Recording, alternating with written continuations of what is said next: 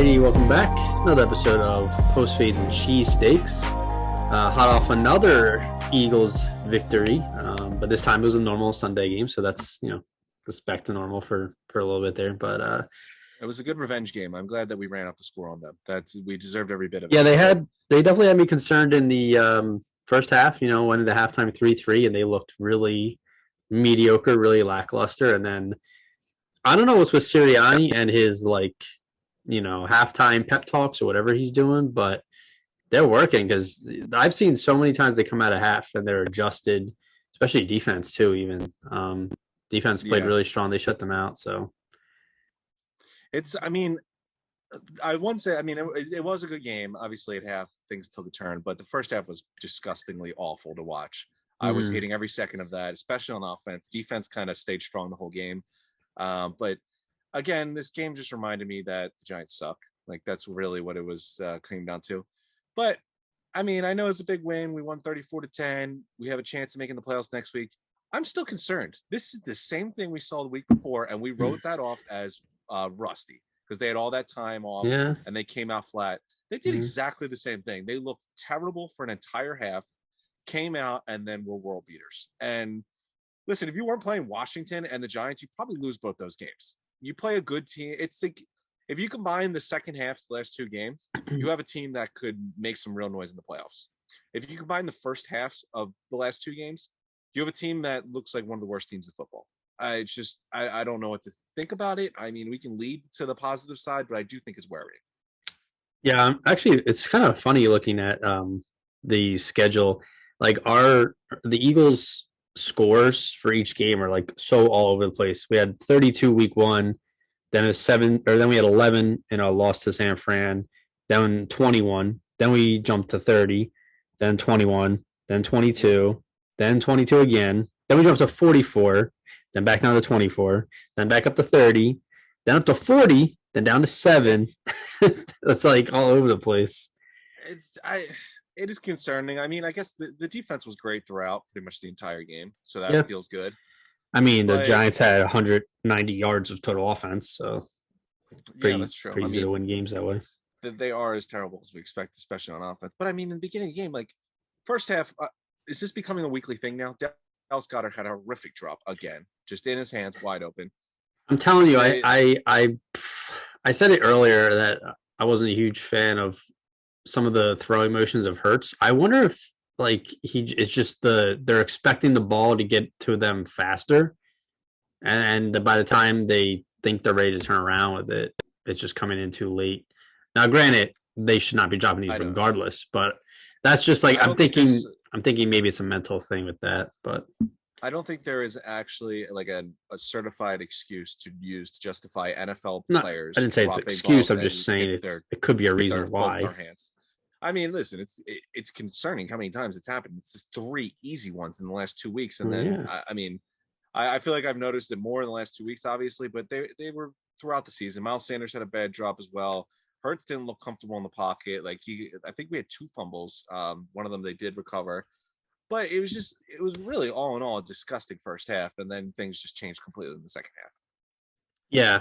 Yeah, but like you said, I think the defense played well. The Giants quarterbacks weren't very good, obviously. After we got a nice lead, I stopped kind of. I was still watching, but I was doing other stuff at that point, and I didn't realize how bad their stats. Jake Fromm was 6 of 17 for 25 yards. I didn't realize it was that bad. And then Glennon, he had 17 completions for 93 yards. That's 3.4 yards per attempt. That's like a rushing stat. That's terrible.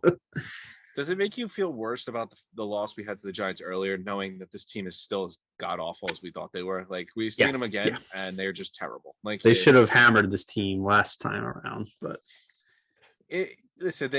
I'm glad they put it together. Defensively, it's becoming a strong suit. I actually saw a stat. The Eagles' defense are number 1 in the NFC in points allowed since week 8. Now, I know our schedule got a lot easier. Our schedule's pretty, pathetic from week 8 to now, but still, I think it's showing growth. Think about the first couple of weeks of the season where we were basically cursing out Jonathan Gannon's name every single week over just not knowing how to call a defensive game. Yeah. I feel like I haven't made a single complaint about Jonathan Gannon recently. I feel like I'm more confident in the defense in this team just because of the lack of consistency you get from the offense. Well, apparently Gannon's in head coaching talks for teams. That would be. I mean, listen, if they want to interview him, that's fine. I can't say I would be thrilled if my team was hiring Jonathan Gannon as a head coach, but this, who's looking for head coach now? Like the Jaguars, they go through head coach every 3 years, and I think there's a reason for that. For you every year now. But hey, I mean, there's a lot of good things to take from this. This was a Giants team that stinks. I think I still feel confident. Yeah, I'd be fairly surprised if they did not fire Joe Judge after. I mean, I know it's his second year, but he's not done anything for that team. I actually think there was a report came out earlier this week that said Jones and Judge will be back, where Gettleman is more than likely probably going to step down. That's weird, but I don't know who would want that general manager job if you're like, yeah, you're going to get stuck with Daniel Jones and Joe Judge. I just feel like that doesn't make sense. But hey, it's the Giants. They don't do things that make sense. Yeah. Also, when we were watching the game was on Fox, so they had Jonathan Vilma was one of the color commentary guys, where he was the analyst, and then that was his name. Kenny Albert, which I actually like him. He was a color commentator, but I've never heard someone praise such a bad team as much as Jonathan Vilma. Like, he was like, yeah, he gets these guys fired up, gets them playing hard. I'm like, bro, they're 4-10. They keep getting smacked week after week. How are you going to talk so highly of them when they're terrible? Like, I mean, not that the Eagles are that much better, but like, I was so surprised that he was really grasping for any kind of, conversation piece to talk about the Giants. So, I mean, if they're going to bring back Joe Judge, that's fine. But like, what has he done? They've been terrible all the years he's been there. They're very offensive coordinators. Yeah, like he brought in Jason Garrett and then Freddie Kitchens as the new guy. Like, what? How is he getting away with this? I think Freddie Kitchens is fine, but yeah, Garrett was I don't know. Freddie Kitchens, after his embarrassing showing in Cleveland, I just can't really wipe that away from my mind. And I mean, they just keep rotating different quarterbacks. Like, we've seen Glennon, we went from last week Glennon getting pulled for Fromm to go in to now the next week Fromm getting pulled and then putting Glennon in. Like, so ass backwards. That was another thing about. I mean, Vilma was like praising him from about his college days, and then he came out and threw 25 yards. But I mean, he's basically a rookie at this point. Still hasn't played much, but I expected a little bit more of him. He had a couple of decent throws, but for the most part, he was just holding on the ball way too long. Yeah. Like, I don't know if he was waiting for someone to get open, and clearly it wasn't happening. But yeah, I thought the defense, especially towards the after halftime, really turned up. Looked like they were blitzing more. The pass rush was getting there. I mean, granted, the sack numbers aren't there, but I do see them collapsing the pocket at a decent rate. So Sweat looked really good. Williams had a big sack. Which they're definitely. I think they're still bottom 20 in sacks, which is very uncharacteristic of the Eagles. But we are also tied for first in defensive touchdowns with the Cowboys, which is also uncharacteristic of us. So yeah, that's true. So I guess we'll defense touches over the sacks. Yeah. I mean, I like what I'm seeing. I mean, the linebacker play is improved every single week. TJ Edwards had 16 total touchdowns, tackles, and Singleton had 12. That's a lot of touchdowns. Singleton had 1 touchdown. He did. So they're flying all over the place. McLeod, I think, was my MVP of the game. He was making big plays. Came out with a huge interception. Yeah, him and Anthony Harris have really settled in after a little bit of a rough first half of the season. So that's good to see. I'm telling you, the confidence I have in this team going forward, since we are currently in the playoffs. The season ended right now. True. A lot of my confidence is tied to the defense and the progress they've shown. Like, they've consistently become a lockdown unit. Like I said, since week 8, I don't care if they played crappy teams. They've been the number 1 team when it comes to the points allowed. It's the offense's inconsistency that I worry about. But there's still good things there. Now, obviously there was a big injury. Miles Sanders broke his hand, so I would imagine it's going to take him out for a little bit. Boston Scott had his usual dominate the Giants kind of game, but scored a touchdown there, which is nice. You still have Howard. But he has a stinger, so he might be out. But, I mean, Sanders has kind of been in and out of the lineup all year. He's had, good flashes, but I can't say, he's going to derail this offense. Obviously, the offense still goes through Jalen, the offensive line mostly. So it's still feeling pretty good, as long as we don't come out and show up at the halftime like we've done in the last two games, we should be okay going forward. We'll see. I mean, the injuries, the running back injuries are a little bit of a concern. Because obviously we've seen how good Sanders and Howard, when both playing and healthy, can be. Course. I don't know what the timetable on. I mean, Brandon Brooks is still a question. I mean, at this point, don't even put him in. Let's just keep him as emergency, backup guard because he'll be rusty. I don't know when Davion Taylor might be ready for the playoffs, and it's a shame. He was looking good. He was getting better. I think you can get by with Singleton and Edwards for now. TJ Edwards is a good starter. Nothing, special, but I still don't really like Singleton. He's still a liability in coverage. And while he flies from sideline to sideline and, a lot of energy, he still misses tackles. He still doesn't always read the play correctly, but I mean, listen, you're getting what you're getting. They're still probably the best linebacker tandem we've seen in quite some time with Philadelphia. It's not really a position of strength. Probably since the Super Bowl. But yeah, of course. One other concern I had with the offense I noticed, especially in the first half, was there was a lot of time for Jalen in the pocket, and he was moving, scrambling. Are they not getting open? I know there was a couple times where I saw Jalen missing a couple guys that were open. Yeah, specifically Dallas in the end zone, but it seemed like he was holding the ball way too long. And why? This is the Giants secondary. I thought that was pretty consistent throughout the game. Well, in his getting open. I saw some of his press conference, and he was saying that he saw the replay of the miss to Goddard when he was just literally could put out a picnic table in the end zone of how open he was. He said when he was going through his reads, Goddard I think was first or second option, and he was covered, so he started going through his progressions, and by the time he went through the end of the progressions, he found the guy he wanted to go to or whatever. I don't remember what happened on that play, but that's why he never saw Goddard, because he saw something at the end of it instead of going back and looking the other way again. So, I mean, it's easier to see it on the TV or in the stadium and be like, wow, he fucked that up. But it's you literally cannot see everything. He's not 8 feet tall. So I don't fault him. Yeah, it sucks. You wish you would catch that, but not much you can do. So that was the only one. From what I saw, obviously you can't see everything on the TV angle, but I'm more concerned are we just not getting open? That's a big hindrance in this passing game if we can't get open. Devontae's holding the ball. Devontae's still balling, made a phenomenal sideline catch. I don't know how he got his feet in, but beautiful thing though. Beautiful thing.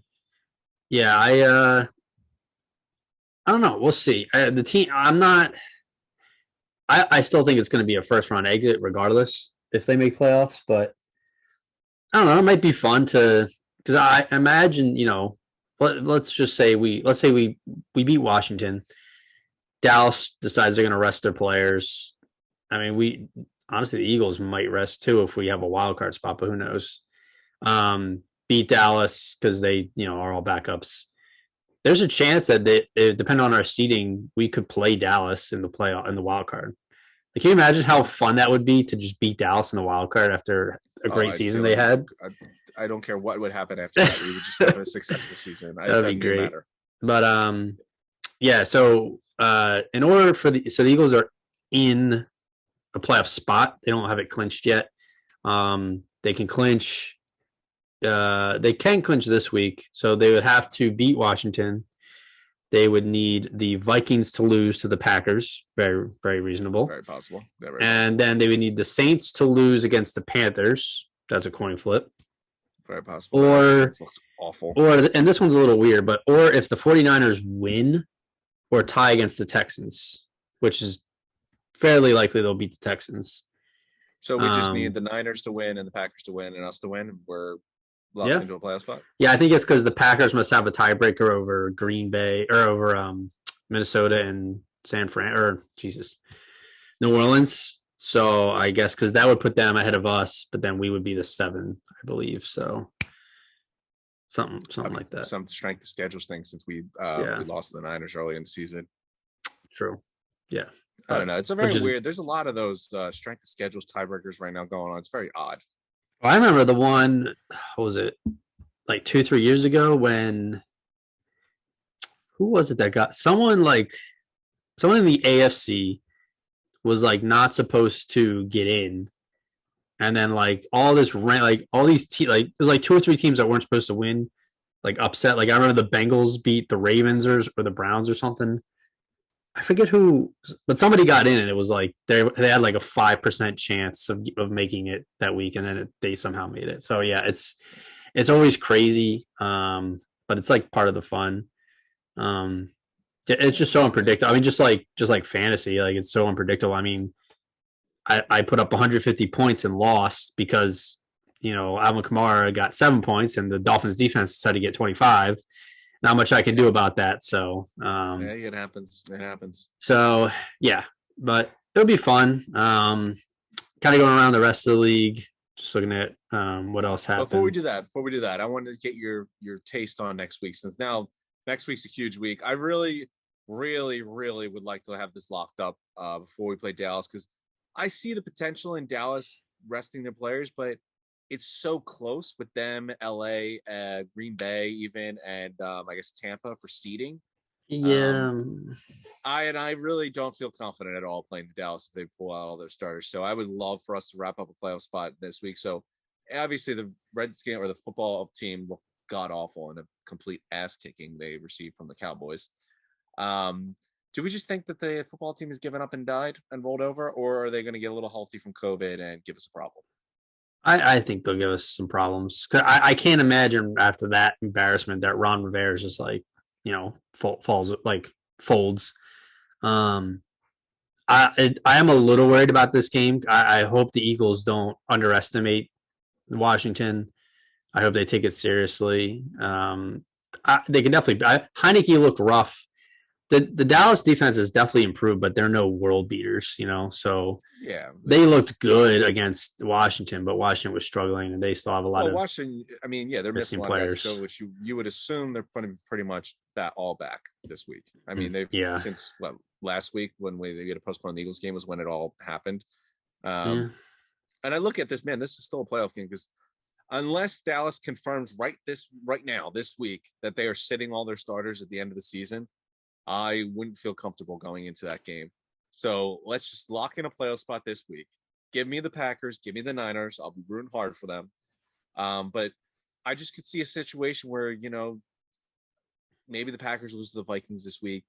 Maybe, I don't know who the Bucs play, but maybe they lose and it becomes a seeding thing. Maybe they want the second seed instead of the third or fourth. Like, it's very close with them, the Rams and all these teams. And, I mean, at least for the Rams and the Cardinals, they're going to be going to the end of the season because they got the division on the line. The Packers will obviously be going until they clinch up the first seed, but it's still close. So please win this game. Don't have this first half nonsense. I really want to see them come out firing because now I'm worried. I expect it to be sloppy, but yeah, but listen, we're going in. I look at this game as two teams going in different directions. Washington's definitely going down. The Eagles are on the rise. Look like the team on the rise, not for a half. Look like it for the whole game. Show me something consistent, because when you run into good teams in the playoffs, they will smack you if you don't play the first half. You were lucky the last 2 weeks that you played jokes. Yeah, well, I mean, fingers crossed everything goes according to plan, because I do have tickets to that game, so I will be there to witness happiness or pain. So we'll find out. You can never count on either, because I mean, it's still close. I still think there's a chance that Dallas plays their starters. They're 11-4. So's LA. So's Tampa. Yeah, I don't think. I don't. Is obviously 12-3, but again, I don't know what the tiebreaker comes down to. Can Green Bay lock up the number 1 seed if they win this week? Probably. Do they have the tiebreaker already? Don't they have two? They have 2 games over Dallas, I believe. I'm not mistaken. Green Bay's 12-3, and then you have 11-4 for the Rams, Dallas, and Tampa Bay. Oh, they're 11-4. I thought they were 10-5. That's what I mean, man. Like, look in the situation. Say all four of those teams win. Maybe Green Bay locks up. I'd have to look at the tiebreakers, but you could look at a situation. If you lose a game, you could be the 4th seed instead of the 2nd seed. That's home field advantage in the 2nd round. If you the way you look at it, pretty much. I feel like historically, that's Mike a reason to play their McCarthy. starters. Yeah, but I feel like historically, Mike McCarthy will sit his players last game of the season. So. Yeah, wait, could you imagine? They have the 2nd seed right now, according to tiebreaker. If they sat all their players against us, lose, and then the Rams and Buccaneers win, they'd be the 4th seed instead of the 2nd seed. They would have to go to Tampa or LA, the 2nd round of the playoffs. Yeah, well, I mean, listen. Go beat Washington. Don't get funky with it. Beat Washington. Let Green Bay win, and let the Niners win, and give me the playoff spot, and then I don't care because. Yeah, honestly, let's just clinch this Sunday. That's man, I really don't want to rely on that Cowboys game because they look really good. And if you give them a reason to win at the end of the season, you're going to tell me them crushing the Eagles and ruining our playoff hopes wouldn't give them momentum going into the playoffs? Yeah. They would love that. Yeah. Something to look at it. Something I'm confident we'll win, but I'm still nervous about the end of the season. Fair enough.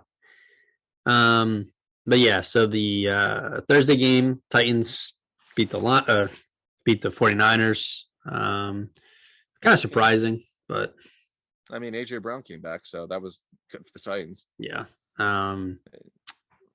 Packers beat the Browns on Christmas afternoon game. Browns actually, I mean, they gave it a good shot. It was good. It was an entertaining game. I can't believe that Baker Mayfield threw 4 interceptions and they still nearly beat the Packers. Like I believe it. Close? That sounds like a Browns stat line. So I feel like the Packers just let them hang in that game way too long. That's what I'm saying. They're not. I mean, their run defense is not very good. I mean, Chubb just was getting like first down after first down. I know he won for 17 for $126. Guy was averaging 7.4 per carry. Dennis Johnson was having 14.5 per carry. Yeah, they were the running run defense up on definitely was suspect. I mean, with the Packers though, I'm still confident in them because they are getting reinforcements back. Zadarius will be back. Jair Alexander will be back. Yeah, and you know what I gotta say is the most painful thing to see. Rasul Douglas is out there just balling. Like what the. I don't get it. A million years predicted this guy was, let alone start for another team, but balling like this. I just blows my mind. Yeah, one of my Packer friends was trying to convince me that he was a really good corner. I was like, I think he's just fitting in with the scheme right now. But he's been on like 6 teams. There's a reason he's been bouncing around. Maybe he just found the right situation. I mean, he was a former 3rd round pick. I mean, he was a starter on the Eagles at one point. So yeah, but he was like our nickel. He was like a starter after we had like 800 cornerback injuries. Yeah, he started during the Super Bowl year though. I don't remember if he was. It was Mills and Darby were outside in the Super Bowl, and then Douglas was. I guess I always remember him as depth with Robinson. He would have a million injuries with the corners, and he would pop up. He's got 4 interceptions in the last 4 games. That's pretty solid. And not in a million years would I have thought Rasul Douglas was going to put up those kind of numbers. Well, good for him. It's just it pains me. It pains me to see this. I saw. You know what also hurt me? Not to skip along here, but speaking of Eagles that hurt me, Matt Collins had an incredible catch on down this one. Like I couldn't get enough. Got nice flow. What is this? It's got nice hair. It just pains me. Like, how do we not see this? We let Matt Collins stunk, but we kept JJ Arthur-Whiteside. Yeah, I think out here making catches. I don't know if Matt Collins is actually doing anything in Miami. He just happened to have a big catch, but yeah. I can't get past it. Yeah. And then this Christmas night game, the Colts beat the Cardinals. So Cardinals have now lost 3 straight. Colts have a nice couple wins coming here. Carson Wentz is on COVID watch.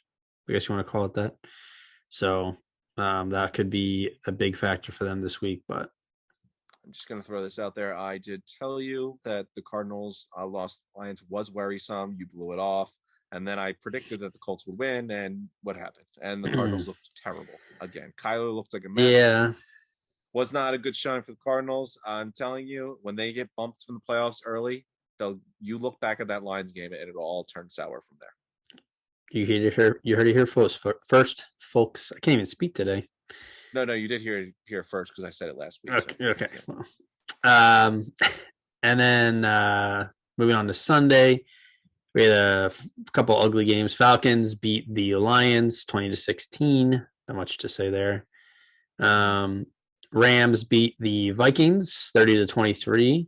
Guess the Vikings tried to make it interesting. I can't believe Matt Stafford threw 3 interceptions, was god awful, and still managed to win that game. Really, Sonny Michel was great, but I don't know. I think Matt Stafford had his worst game of this season easily. He went from managed to win. Normally these players go from like the first half of the season they struggle until the end of the year they get better, but Stafford actually was starting really hot to start the year, and he's gotten progressively worse. I don't know what's going on with him.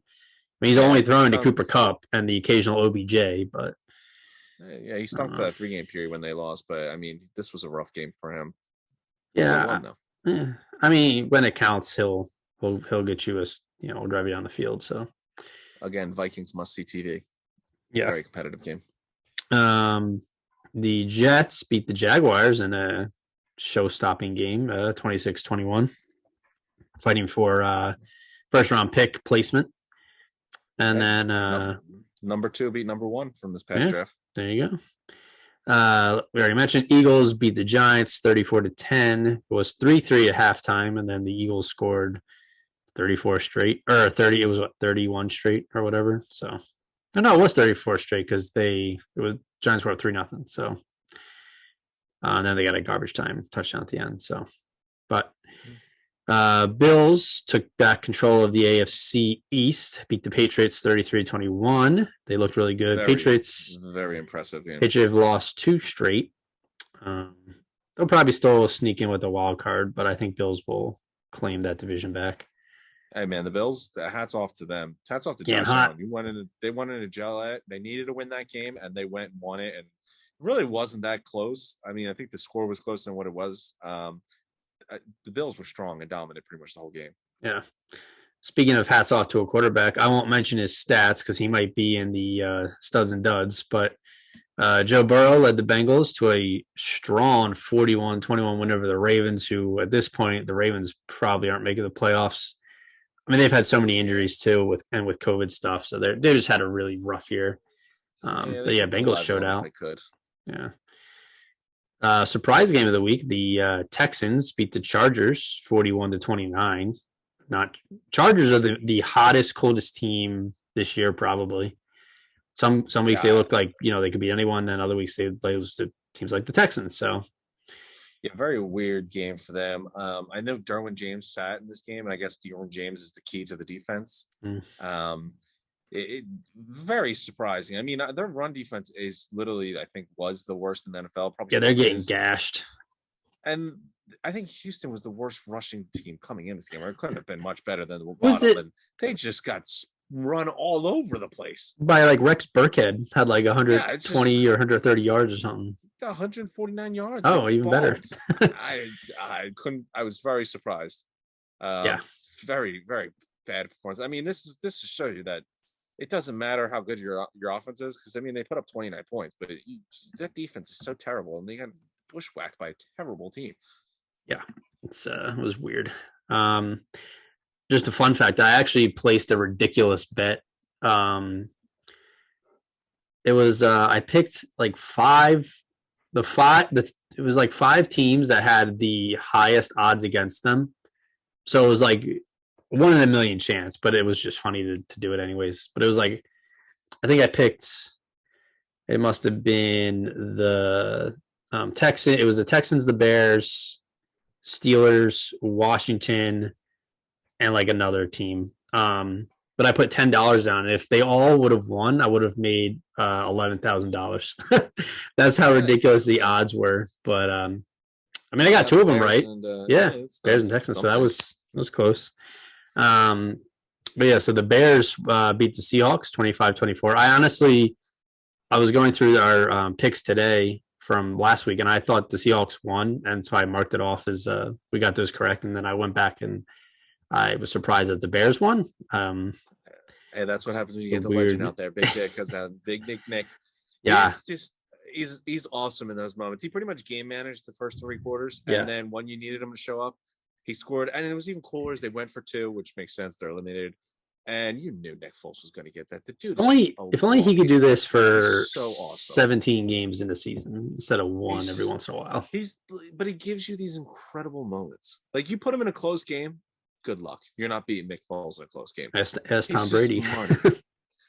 He's just like he's one of those guys. Like he's going to manage the game for 3 quarters. If you're close when it goes in the 4th quarter, you're winning. But there's also a good chance that you're probably losing by a good bit when it gets to that 4th quarter. But it's just close games, man. Sign up Nick Foles. He's incredible. Well, yeah. It still made me so happy watching him win that game. I loved it. Yeah. Speaking of Nick Foles' rival, Tom Brady, he had a nice bounce back. This team had a nice bounce back game, 32-6 over the Panthers. They're still hurting a lot, but they got Antonio Brown back. So it's basically the Brown, Gronk, and Brady show right now with Fournette out and Evans and Godwin. So. Yeah, Jack Barrett just got hurt. And Jack Barrett, yeah, they're hurting. So the Panthers are a laughing stock, though. They don't. This 2 quarterback system they're trying to pull. It just doesn't seem to be working very well. Interesting. But moving on, we had the Raiders are still trying to stay alive. Beat the Broncos 17-13. Broncos are another hot and cold team. Although no Bridgewater, it was Drew Lock quarterback, so that explains that. Yeah, the Broncos aren't a good team. Let's be honest. Chiefs beat the Steelers 36-10. Really wasn't much of a game. Chiefs really just dominated the whole game. Big Ben literally looks like he needs to be put in a retirement home. Can't even walk normal. So yeah, I mean, I definitely think this is his last game or his last season. I mean, props to him for finishing out the year, but yeah, he's looking rough. Yeah. Hey, it's his last game in Pittsburgh this coming week, so there you go. Say it a legend. But yeah, the Chiefs are a scary team right now. They're probably my favorite. I would be concerned. Yeah, I would be concerned if I was in there. I mean, they've won. They were like 2-5, 2-4, or something like that. They've won like 9 straight or 8 straight. So. They're a hot team at the right time. Yeah. This game I expected to be a little closer, but I actually missed the first half, and then I saw the halftime score and laughed. So Cowboys beat Washington 56-14. I believe it was like 42-7 at halftime. Yeah, it was not good. Not a good game for Washington. No, it was not a good game at all. I mean, the Cowboys are putting it together pretty nicely now, too. They look like a solid team going to the playoffs. Yeah, unfortunately. It'll be interesting. I mean, listen, Cowboys-Cardinals play this weekend, and the Cardinals need to get back on track. Yeah. I'm going to be rooting heavy for Dallas because I mean, if they lose this game, I have to think that they're going to play all the starters against us. Or actually, if they lose, they might not because then they won't have anything to be for. Yeah. But we'll see. I mean, I think this would be a good test for the Cowboys. Because the Cardinals are going to need to win this game. So we'll see. Well, it could be the good measuring stick, I think. Yeah. And then Monday night, Dolphins won their, was it 7th straight, beat the Saints 20-3. I mean, the Saints had a quarterback I've never heard of playing, and they had 22 players miss the game because of COVID reasons. So they are rough right now. So yeah, Ian Book is not who you ever want to take snaps for you. Sounds like a librarian. Honestly, anyone could have been behind there, and there were no way they were going to win. That offensive line was just getting run through. And Waddle's really come along. All the top 15 picks, Waddle, Smith, and Jamar Chase have all played really well this year. So that's a good sight. Mean, Pitts, making the Pro Bowl. Pitts has had the quietest good season I think I've ever seen in a long time. Probably because he's on a bad team and they don't pass anyone else. But yeah. like he's got numbers that like I was like surprised. I mean, he's got almost like 900 receiving yards, I think. Yeah. Uh, just surprised to say the least. When does he get these? He must be just collecting them in meaningless garbage time. But good for him. I mean, started out a little rough, but the Falcons have been pretty rough all the year, and like you said, someone needs to catch the ball. Yeah. But that's a wrap up on week 16. So we have 2 more weeks left, which we have an added week and an added playoff team for each division. So should be fun. Who are your studs and duds this week? I know one stud off the top of my head. I mean, I would hope he's in there, but the rest I'll be curious about. Yeah. I will say, I mean, we'll wait till we get there, but your rule of not being on the same team is kind of hard because I want to do a 1A, 1B kind of studs this week between teammates. I may allow an honorable mention, but you can't. Honorable mention? Yeah, no, we got to keep it open to, we got to have the diversity, can't let everybody. So you made me hit my mic and now I'm all discombobulated because you're trying to change. See, all right. So with your rules, you threw me off because honestly, my number one stud, it was between 2 guys. It was between, You'll spoil it. Yeah, you're right. Should I tease you a little bit? I might tease you a little bit. It's good for you. All right. Well, then let's start off the list. Go for it. We're going to go third straight week. We've had a Thursday night football representative on this stud list. And unlike the last 2 weeks where they were number 1, we've got this one coming in at 3. Okay. Big game coming off an injury, first game back, and got right to it for a team that really could use some offensive firepower after some tough injuries. But had 11 receptions, 145 yards, 1 touchdown, didn't miss a beat in a close game, low-scoring game almost, 20-17. But big win for his team. We're going to go with Mr. A.J. Brown starting off the stud list. Nice to see him back. Yeah, it's good. I mean, it's a hell of a way to make an appearance, first week back, and you go out and ball nearly 150 yards and a touchdown. Moving on to our second stud, I got to be honest, this one of all the studs we've done throughout the year, this one's got to been like the biggest surprise to me. I could not have seen this one coming. We kind of hit on it a little bit. This team in general surprised me a ton, managing to put up 41 points, which is just outrageous considering I would be, I don't even know if they put up 41 points combined in the season before this week. But a big part of it, we got a guy going for 149 yards on 22 carries, 6.8 yards per carry, and throwing in 2 touchdowns while he was at it. Mr. Rex Burkhead cracking the second stud list. Didn't know he was still in the league, so that was interesting to see. I was very surprised to see him. Like the stat line he put up was just jaw-dropping considering it's Rex Burkhead. Yeah. And he did it with the Texans. A backfield of Davis Mills and Rex Burkhead put up 41 points. Just truly shocking. So moving on to the first stud, and like I said, this could have been between teammates. This is who it really came down to, was 2 teammates. But, rules from the dictator Dakota, I had to choose between one of them. So my honorable mention, I'm going to give it to, and it still hurts me to say this because the stat line is just absurd. But going for 12 receptions, 194 yards, 2 touchdowns, and then a 1 go over 2 guys and go and get it catch. One of the best plays of the week. Our honorable mention is T. Higgins. He balled. He was incredible. He had a hell of a game. It really was something special.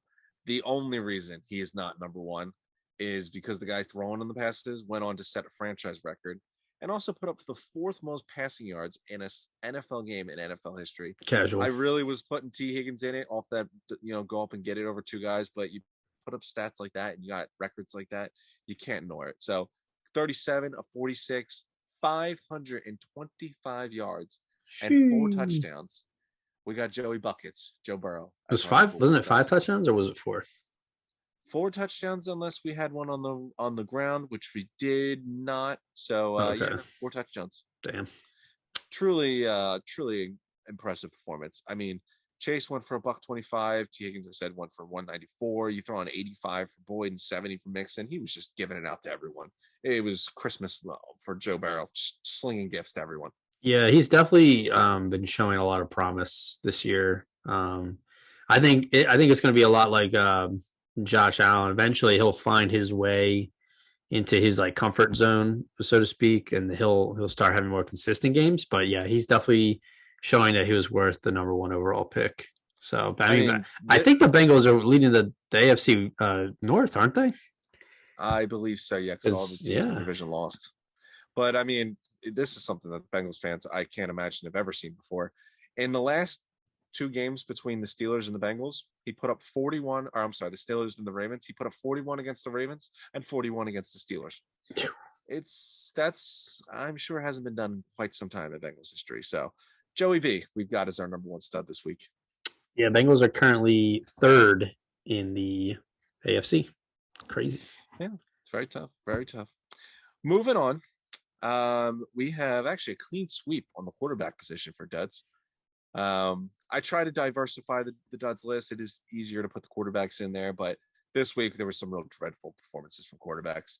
Our first dud is actually kind of I almost have to because I put, his teammate on number one dud last week because he was benched mid-game after such a pitiful performance. So when it happens to his, replacement, I kind of have to put him on the dead list too. So 6 of 17 for a disgusting hold your vomit, 25 passing yards and an interception. We have Mr. Jake Fromm as our third dud this week. I mean, you got to do it. Glennon was number one after last week, and Fromm was replaced by him, and he quickly got the chance back. So that was just really pathetic performance. Yeah, that's bad. For as horrific as the Eagles were playing in the first half, they managed to keep it tied because Fromm was just a little more horrific. With that said, we're going to move on to another rookie quarterback, and a rookie quarterback that has actually been definitely not all the rookie quarterbacks can say they've had great years, but this one can. He's been more of a stud than a dud this season, but he got exposed this week. Ooh. Gets a very good team, but a horrific stat line: 14 of 32, not even 50%. 145 yards, 0 touchdowns to go with 2 interceptions. Really welcome to the NFL and had his rookie moment this week in a tightly contested, well, not tightly, but a huge matchup. We're going to put Mac Jones as our second dud this week. I didn't know he played that poorly. That's surprising. Yeah, he really game manager was asked to do too much, I guess. I can't say he game managed anything. It was the only thing he managed was, I guess, the loss. Damian Harris for 3 touchdowns. So I guess that was good. Yeah, I had Damian Harris on my bench, so that was cool. Well, this is why you lost. Well, yeah. Moving on. This one was this one is more of just this week. This isn't just this week. This one is but also, one of the, considerations. Like if I see this stat pop up, you pretty much are guaranteed on the dud list. It's just where you rank. Oh, should we do a studs and duds of the year for a playoff episode or something like that, or a recap? Guy, I'm already ahead of you. I already have it done. Oh wow, already done. It's already set in stone. Well, I've got 2 and 2. I've got 2 studs. I got 2 duds. I'm filling out the rest, but don't worry, I'm already ahead of you. Like I said, so weeks ahead.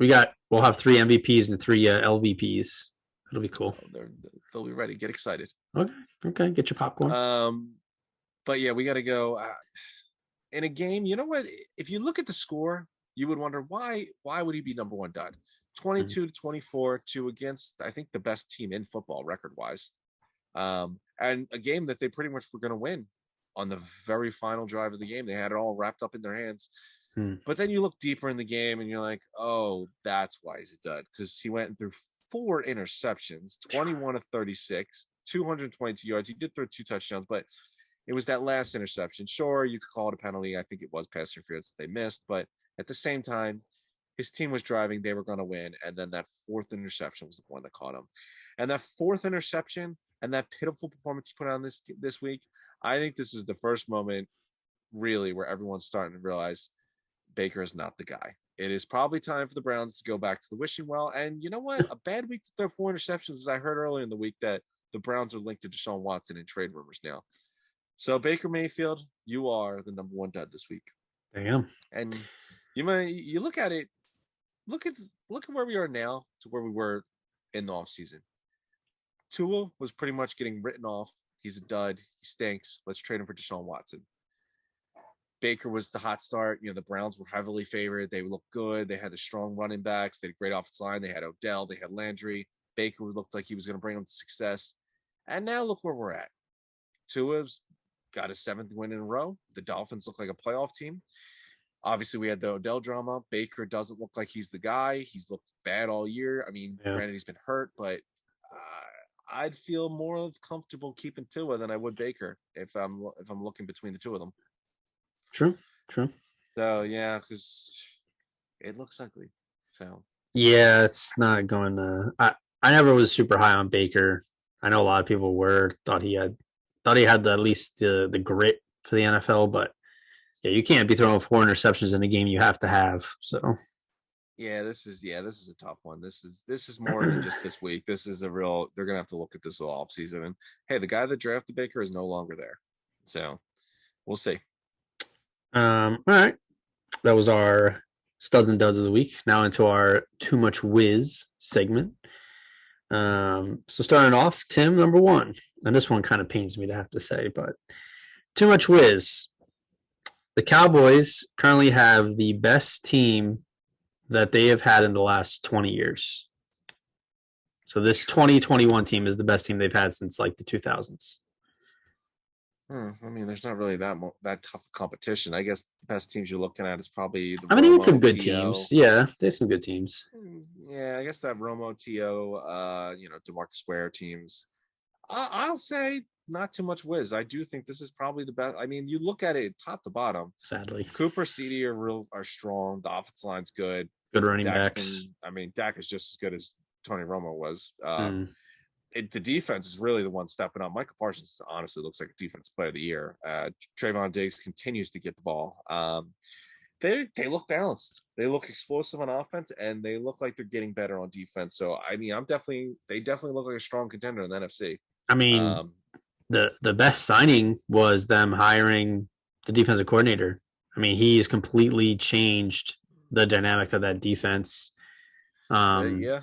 I mean, I wanted the Eagles to hire him, but that's just how things go. Listen, we all know Dan Quinn is a good defensive mind. Oh yeah, he was the Legion of Boom guy. So listen, I don't even think he was a bad head coach. Like he wasn't the head coach of that Falcons team. It was you were never gonna come back from that Super Bowl. It looked like his voice got lost after that Super Bowl loss. 28-3 or whatever it was. Yeah. I mean, but if you look at his tenure, he was a good head coach. He brought in Shanahan as the offensive coordinator, led an MVP offense. The defense was strong. It's just that was such a bad loss. That's not one you come back for. It's tough to rally the guys after such defeat like that. But he's a smart coach. He's always been. I think it was a great hire for Dallas. That was their weakness, and they've addressed it magnificently with the young players stepping up and Dan Quinn coaching well. Yeah, but number 2, too much whiz. If the Cardinals lose in the first round of the playoffs, Cliff Kingsbury will be fired. Too much whiz. I think I really would be surprised. It's back-to-back years of disappointing ends to the season. So last year was his first year, if I'm correct, or no? I think this is his 3rd year. Okay. Hey, I think if you think about it, though, I mean, they're still on the right path. Obviously, his first year they were the worst team in football. They drafted Kyler. He came in. Yeah. They were, they weren't great, but then they've shown progress. Even if they they weren't in the playoffs last year, I don't believe. So making this playoffs this year would be an improvement. Sure. I mean, listen, they're still, a 10-win team right now. They're probably going to finish with maybe 11, maybe 12 wins. They're still on the right way up. Matt Nagy's on year 4. If Matt Nagy gets to year 4, that's true. Cliff Kingsbury can get through year 4. Yeah. All right. Fair enough. I just thought it was, and I've heard a couple rumblings, but I mean, I can't imagine there aren't really any better options out there. I mean, maybe Doug Peterson, but I think Kingsbury's fine with them for one or two more years. So yeah, I mean, listen, they're on the upward slope. Yeah. He's took them as the worst team, and they're going to make the playoffs this year. They already clinched a spot. Yeah. That's a good season, and But all right, and then our last point: too much whiz. This man's team is currently in the wild card spot, number 6 spot, at 8-7 on the San Francisco 49ers. So I ask you, Tim, too much whiz. This is Jimmy G's final season in San Francisco. Not too much whiz. I do think this is Jimmy G's final season in San Francisco. I mean, he's hurt again. I believe he fractured his hand, was it? Or what? Something like that. But he threw two picks, and they were very untimely. Yeah, I mean, yeah. Listen, he was in the duds consideration too. Don't get me wrong. I mean, he was pretty rough. He cost his team that game. Yeah, and listen, Trey Lance. If Trey Lance looks good these last two games and possibly the playoffs, how could you possibly go back to Jimmy G? Mm-hmm. And it looks like Trey Lance is going to get the chance because Jimmy's hurt again, which is Listen, Kyle Shanahan said it when they made the trade up there. Is Jimmy plays well and they win when he plays, but he doesn't play. Like he gets hurt a lot. I think this is a bad time for him to get hurt. He really needed a strong finish and look good in the playoffs to probably keep his job. Yeah. But I think the quarterback market's going to be very hot next year. Obviously, Rodgers is considerate. Wilson's in consideration moving. Deshaun Watson. But Jimmy G could be a cheap guy to be had. I could see a team wanting to bring in Jimmy G, see if they can do something with him, see if he's the missing piece. I definitely think he's getting moved. Yeah. Yeah, I think his time is running out. I think he was always a little overhyped. He was the big Tom Brady replacement before Tom Brady decided he was going to extend his career 30 years. So, and listen, if you're a team like the Steelers, maybe, or even the Redskins, our football team, maybe the Broncos, who just need an improvement, who have solid teams, like there's defenses, there's skill players there. They just need an improvement at the quarterback. Jimmy G could probably fill in, do nicely there. Yeah. So, and that is our too much whiz. So that was another interesting one. So far, looking at the playoff picture, kind of interesting in the AFC. Only the Chiefs have clinched a playoff spot so far, which is pretty wild with 2 weeks left. Hey, it's close. So the Chiefs are 11-4. They clinched their division. Titans are actually in this 2 seed right now, 10-5, leading the AFC South. Bengals are the 3 seed, leading the AFC North, and then the Bills are back in first in the AFC East after beating the Patriots. And kind of surprising, but Colts and Patriots in the wild card, but then it's the Dolphins are now the 7th seed, 8-7 over the Chargers, Raiders, and Ravens, who are also 8-7. So Chargers kind of surprising. They might not make the playoffs now after that up and down. It's super tight. Look at the 3rd seed, the Bengals at 9-6 to the 10th seed Raiders at 8-7. There's one game between 7 teams. Yeah, that's insane. Huh? I mean, if you want to even throw in the 2 7-8 teams, and then you have Pittsburgh at 7-7-1, it's just all locked in. Yeah.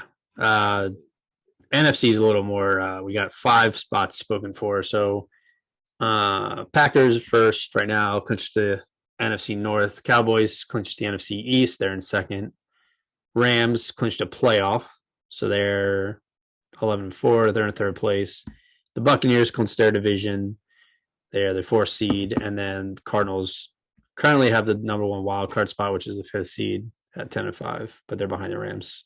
And then Niners, Eagles in the hunt. It's been like that all year. The AFC has been very tight, where the NFC has been top heavy. I mean, I was gonna say, we got 11-4, 11-4, 11-4, 10-5, 12-3, whereas AFC is all 9-6, 8-7. So the AFC has 1 11-4 team. The NFC has 3 plus a 12-3 team. Yeah. And you look at the NFC. The Niners and Eagles would be in the playoffs with 8-7 right now, where in the AFC, 8-7 doesn't even get you in the playoffs. Yeah, unless you're the Dolphins. It's it's interesting. 2 different worlds, for sure. But moving on, get our power rankings in order here before we get into our game picks for the week. So pretty similar, top heavy. Packers remain at number 1. Chiefs are very close, number 2. Honestly, they you could swap those 2 teams. They're definitely the cream of the crops in their conferences right now. Yeah. Rams at number 3. Cowboys at number 4, as much as it pains us to say that. Bucks at number 5. Even with all the injuries, they still have Tom Brady, so they always have a chance. Yeah. Colts at number 6. See what will happen if Carson doesn't play. the team has been winning with Jonathan Taylor and their defense, so we'll see. But Bills at number 7, Bengals at number 8, Titans at 9, the Patriots at 10. So the Cardinals have been kicked out of our power rankings. Thoughts on that? Listen, I was telling you that last week. Yeah. And then look how quickly that came around. It's kind of my motto I use in the rankings, and I can use it now. It's better to be a week early than a week late. Jeez. Well, but let's get right into our second to final week of the season. Yeah. So leading off, no Thursday games this week. I guess we're done with the Thursday games. No Saturday games either. So all on Sunday and Monday. Starting off, we have doozy Giants at the Bears. How are you feeling? Oh, we're wrong. Big Dick Nick. What I've heard is, Nick Foles is probably going to start again. I think Fields is still injured. I could be wrong, but needless to say, even if Nick Foles isn't, I'm not going to pick the Giants after I saw the embarrassing performance they just put out this past week. So I'm going to go Bears. Fair enough. I will also go the Bears. Next game is the Jaguars at the Patriots. Any normal month, I would say this is a likely game for an upset, but it's December. Bill Belichick need a win to remain in wild card contention, so I'll take the Patriots. Yeah, I said this last week. I think the Jaguars have given up on the season after Urban was fired. I think they're fine with getting the first overall pick again, so I'm going to go Patriots. Next game is the Rams at the Ravens. Ravens, I still don't know what the status of their quarterback is, who's playing, how many COVID players they have. So I'll take the Rams, and they might roll, honestly, the Ravens in this one. Yeah, the Ravens are showing that these injuries are catching up to them. Even with Lamar, the Rams have to win. We talked about how top heavy the NFC is. The Cowboys, Buccaneers, and Rams are going to have to keep winning throughout the season for seeding. So I'm going to go Rams. Yeah, I'll taking the Rams. Buccaneers at the Jets. Now, we all picked the Jets last week, and they won. Do we pick them again? Yeah, we picked them against the Jaguars, not Tom Brady. You can pretty much guarantee death taxes and Tom Brady beating the Jets. So I'm going to go Buccaneers. Yeah, I'll take the Bucs as well. The next game is the Falcons at the Bills. Who you liking? I don't see the Bills having a hangover after a tough win. I think that they're locked in and they're going to be good till the end of the season. I expect them to crush the Falcons. Yeah, I agree. I think it'll be not much of a contest. Next game should be a very entertaining game, I hope. Chiefs at the Bengals. This is I would not be shocked to this could very much be one of those Bengals upset the Chiefs, this game, and then they meet each other in the playoffs and the Chiefs just flip the tables and they beat them. Yeah. It's tough. Because the Chiefs have been playing some good teams too, and they've been beating them pretty handedly. But again, I am 10 games behind, or no, I'm 8 or 9 games behind you. So I got to take some risks here. Beautiful. So I'll take the Bengals in an upset. Fair enough. The Chiefs are the hottest team in football right now. They look unstoppable. Yeah. Travis Kelce will be back. I've been saying this about the Bengals. They've been so inconsistent throughout the year. They look awesome one week and then they completely forget how to play football the next. They looked awesome last week, so I'm expecting a down come back to earth game. Plus, I think the Chiefs are going to be locked in until they get that final bye. I'm going to go with the Chiefs. All right. Next game we have is the Dolphins at the Titans. Very important game for both teams. Yeah, I think this one's going to be a tight game. Again, I said this last week. I don't understand how the Dolphins win. They just keep winning. I watched the full entirety of that Monday Night Football. They play really shitty teams too. Yeah, you are right. And a win's a win, but still. Their offense still did enough. The Saints, they don't run the ball though. The Saints' offense was a mess. They weren't going to score points, but the Dolphins did manage to put up some points against the Saints defense. They were missing a lot of players on defense too. Yeah, but I still think AJ Brown's back, and that's a big part for the offense. Julio might be back. I think the Titans win this in Tennessee. And listen, there's a realistic chance they could get that number 1 seed. The Chiefs have a tough game, and Titans win out. It'd be tight. Yeah, that'd be wild if the Titans, without Derrick Henry, somehow walk into the playoffs with the number one seed. But Possible. yeah, I also will take the Titans, just kind of rooting against Miami so that we get a better draft pick. But I hear that. yeah. Next game is the Raiders at the Colts. Again, I don't know Carson's status. I don't know if he has COVID or if he's been put under COVID, whatever you call it, precautions. But so he's up in the air.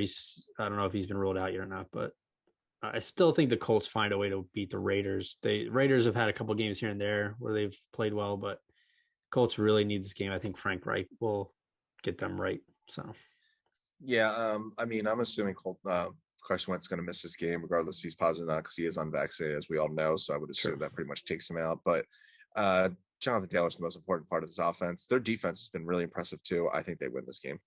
Yeah. Next game, Eagles at Washington. I mean, I got to pick the Eagles. Yeah, I would agree with you there. I would hope that they win. I think they'll win, but I'm definitely a little worried. I'll say that much. I am a little worried because I do expect all their COVID players for Washington come back. And I mean, I'm concerned about these first half performances I've seen offensively for the Eagles last 2 weeks. So they eventually that'll come up to catch them in the ass if they keep playing like ass for the first half. But I'm still taking the Eagles. Yeah. Next game is the Broncos at the Chargers. I expect the Chargers to bounce back. Broncos still probably without Bridgewater. So. Oh, yeah. Chargers at home after an embarrassing defeat. They should come out and have a get-right game. Plus, the kicker, Brandon McManus, was seen yelling at his coach last week. I can't imagine that's any sign of success or a stable franchise, so I'm not going to pick the Broncos. I'm going with the Chargers. Yeah. Next game is the Texans at the 49ers. Hey, get Davis Mills and the Texans, they've shown some flashes here and there. But yeah, I think whether it's Jimmy G or it's, the rookie, I think the 49ers will find a way to win this one. So I'll take the Niners. Yeah, I'm not going to use the Chargers games to forget that the Texans are a bad team. I'm going to go with the Niners. Fair. Another matchup of bad teams. Lions at the Seahawks. It's home. I mean, they did just lose at home to the Bears, so I guess that doesn't mean much. I don't know. Who are you taking? I'll think who I might take based on that. This one's tough. I mean, the Seahawks look dead. They really do. But I mean, Goff is back, off COVID from what it sounds like. I still can't. The Seahawks are dead, but they're not going to lose at home to the Lions. I just can't see that happening. I'm going to go Seahawks. I really do want to pick the Lions, but I just can't. I know things are disastrous. I can't possibly see the Seahawks losing at home to the Lions. That's okay. I'll do it for you. I'll pick the Lions. Fair enough. Good. I'm proud of you. Another very interesting game. Cardinals at the Cowboys. So I guess essentially we want the Cowboys to win, or do we want them to lose? Because then they won't have anything to play for. Well, I mean, see, this is where everyone writing off the Cowboys not starting their starters, I just don't see happening at the end of the week. Because if they lose, then they're tied with the Cardinals. And then the Cardinals would have the tiebreaker. Because then if they lose home field advantage completely in the playoffs. They will be, or I believe they would, as a division winner. Actually, maybe they wouldn't. So maybe losing would help, because then I think that locks them into their seed. But again, like I said with the Rams and the Buccaneers, it's so close. I just don't see any of these teams taking their foot off the gas. And I've been crapping on the Cardinals the last 2 weeks. I'm not going to change my mind now. So I do think Dallas wins this game. Again, at this point, I'm really just trying to get ahead of you again. So I'll take the Cardinals. I should. And I can't see them losing 4 straight heading into the playoffs. They got to win one of these big games. So fair enough. I mean, we always root against the Cowboys, but I really think if they win, I don't see them sitting their starters into the season. It's going to be too close seating wise. If they lose, I think that they pretty much do. They will sit their starters. There just won't be anything to play for anymore. Seating wise, I think they'll be locked into that 4 seed. Next game, we have Panthers at the Saints. Oof. Jeez, talking about 2 train wrecks. Yeah. I mean, I don't think the Saints will be starting Ian Book anymore. I think they will get some people back from COVID. The Panthers just look like a train wreck. I think the Saints defense can win this game from, so I'm going to go with New Orleans. Based on my prior picks, I will flip and I'll go with the Panthers. I think both teams are pretty bad right now. So, yeah. So I'm either going to dig a huge hole or I'm going to have a nice comeback and get close to you. So, I feel like you've been trying that strategy for the last 3 weeks and it has not worked for you once. I've been picking the Jets a lot and I'm getting away from that now. So maybe that'll help. Sunday night game, Vikings at the Packers. As much as I want to do a flip again, I just see the Packers taking care of business at home. So I'll take the Packers. Yeah, I mean, great show on TV. You gonna pick them? No. I mean, we want the Packers to win for the Eagles to be in the playoffs, and if they win this game, they play the Lions at the end of the season. You pretty much can lock in the bye for them. So I don't see them losing to the Vikings. I'm going Packers. All right, and then a Monday night. Browns at the Steelers, and what Tim claims is Big Ben's final home game for Pittsburgh. I mean, listen, and the Browns have a lot on the line too. Both teams do. They do, but it is Big Ben's last home game. I mean, he's pretty much confirmed he's retiring. It's on Monday Night Football. I think Pittsburgh's going to be very loud. I don't want to say that Big Ben will have a good game. I think he'll do enough. I think the Steelers win. The Browns don't seem like they're going in the right direction. Baker just looks like a mess. I think the Steelers pull this one out for Ben. Yeah, I'm going to go with the Browns. They're just a better team, and they need. I mean, it's not really a great excuse to pick a team because they need to win. Every team needs to win, but they really need to win to even have a chance to wild card still. So I'll take the Browns. I mean, you could say that the Pittsburgh needs to win more. They have a better record than the Browns. Yeah, but they suck. So fair enough. Sound logic. So that wraps up our week 17 pick. So yeah, we have two more weeks of football. This past week, I went 11-5. You went 12-4, and I had my brother who does not watch football do guest picks because I thought it would be entertaining. He went 8-8. He had a couple questionable picks, but that was entertaining. Good for him. Good to see the young blood. I'm just glad that not knowing how to pick football matchups runs in the family. Apparently, yeah. I mean, he wanted to. He asked. I said he said something about because who did the Steelers play? The Chiefs. Yeah. Something like, oh, Kansas City's playing the Pittsburgh Penguins, and I was like, no, that's the wrong sport. So that was entertaining, but tough showing for him. Yeah. Little last tidbit because it popped up as we were recording this. A legend of the sport unfortunately passed away, John Madden. So yes. RIP to a true legend. Obviously, I think honestly the best sports game ever created. Credit to him, namesake, and he was also a great coach with the Raiders. His documentary actually came out on Christmas Day. So yeah, that's a weird. It's a weird timetable there for that to happen. If you think about it, they say before you die, your life flashes before your eyes. He literally, I mean, if you watch the documentary, his life literally flashed before his eyes before he died. But I mean, I wanted to watch it anyway, but since he passed away, I definitely will have to watch it. True legend of the game. Yeah. Sad to see him go.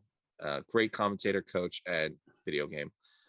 So RIP to John Madden. Yeah, condolences to the Madden family and the Raiders organization, everyone who was. I mean, I know there's a lot of coaches in the game now who were impacted by him, and I mean, even he hasn't coached in many, many years, but still a namesake. So clearly left a positive mark on the game. So RIP to him. But yeah, so we're looking forward to very, very important games this week. Obviously, hope the Eagles pull out the win against Washington. I'd like to see them put together a full game, like you said. None of this sloppy first half bullshit. We'll see though. I don't know. I think that's just who they are this year. They're just a very up and down team. So, but we'll see. Well, till then. All right. Happy New Year, health and wealth. Happy New Year to everyone, and stay away from COVID. But... Peace. Peace out.